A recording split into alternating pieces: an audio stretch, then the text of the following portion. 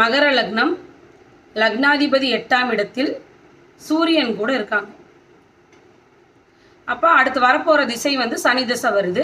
இந்த சனி திசை வந்து அந்த ஜாதகருக்கு யோகத்தை கொடுக்குமா, எப்படி பார்க்கறது அப்படின்னா, மகர லக்னம், லக்னாதிபதியான சனி அங்கே சூரியன் கூட 8ஆம் இடத்துல இருக்காங்க. சூரியன் அந்த இடத்துல ஆட்சி. இப்போ 8ஆம் இடத்து அதிபதி அங்கே சூரியன் கூட ஆட்சி ஆகிறார். அப்போ அவங்களுக்கு அந்த 8ஆம் இடத்து அதிபதியான சனிக்கு அங்கே மறைவு கிடையாது. அதனால் அது ஒரு யோகம்.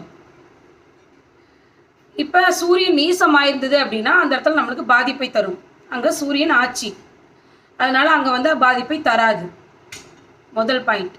2வது பாயிண்ட்டு, சனி வந்து அங்கே வக்ரமும் ஆகலை.